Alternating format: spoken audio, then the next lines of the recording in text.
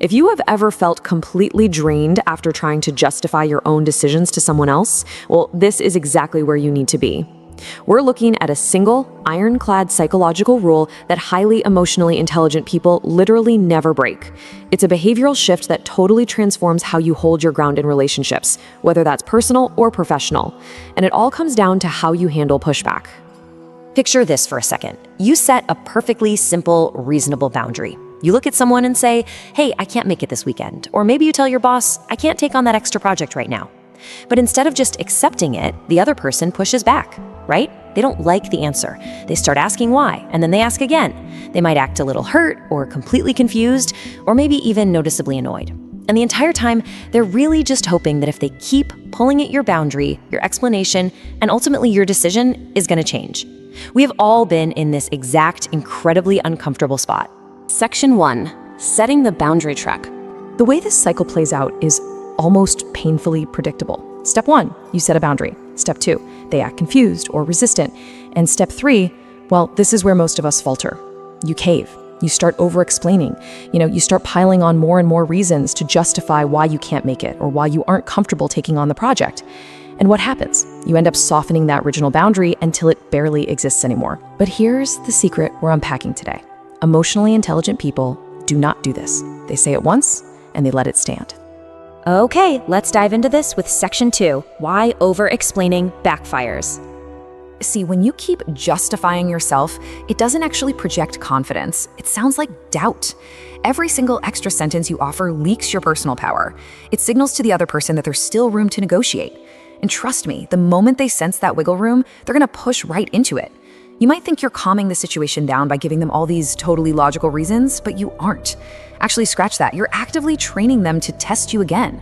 You're showing them exactly what it takes to break your resolve. And ultimately, what is the result of all that? It's just exhausting. Seriously. Every single time you re-explain a decision you've already made, you're handing a piece of your personal power over to the person questioning it. You slowly start needing their approval to feel okay about your very own choice.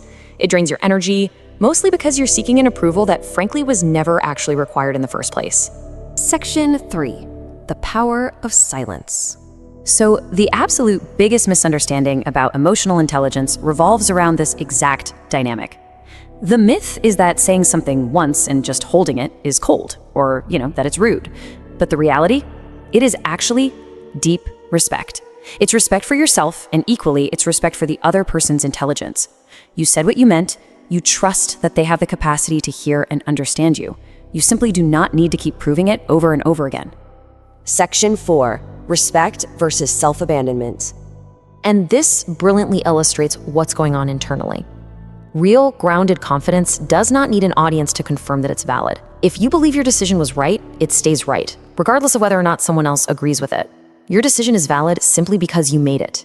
You completely remove the need to keep proving your stance. True psychological strength is silent because it doesn't require outside validation to exist. Explaining yourself once is respect. Explaining yourself for the third time is self-abandonment. I mean, wow, that is a profound realization. Think about it. When you are on that third explanation, you aren't really communicating anymore.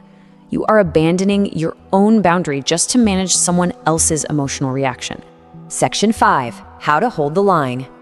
The very first step here is incredibly simple, but absolutely highly effective. Stop. Next time you feel the pull to explain yourself for the second or third time, just stop talking. Pause. Do not offer another reason. Do not soften the boundary. You literally have to physically halt the impulse to fill the silence with excuses. Instead of over-explaining, you can use a remarkably simple script. You just say, I've made my decision and I'm not going to keep discussing it. That immediately and gracefully shuts down the interrogation. It removes the negotiation table entirely. And that's it. No further defense needed. That phrase right there is a complete sentence. True emotional intelligence is knowing that you can leave your decision standing right there, fully intact, without building a giant fortress of excuses around it, just to make the other person feel better. So I want to leave you with this final thought to carry with you. Next time you feel that deep, uncomfortable urge to justify yourself again when someone pushes your boundaries, will you stop? Will you remember that you have already said enough? Reclaiming your power starts with realizing that your silent strength is really all you need. Thank you so much for joining me on this explainer, and I highly encourage you to test this rule out the very next time your boundaries are challenged. Just see what happens when you let your decision speak for itself.